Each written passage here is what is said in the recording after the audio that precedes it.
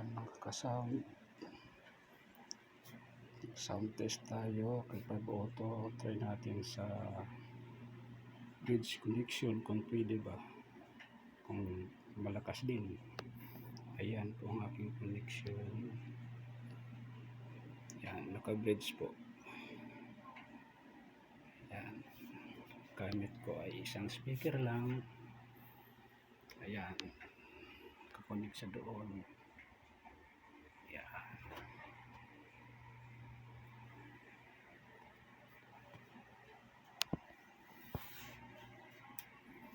Naka-bridge.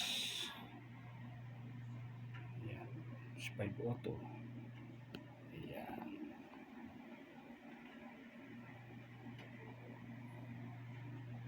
Ayan, av502. At nakakonect yan sa ating mixer.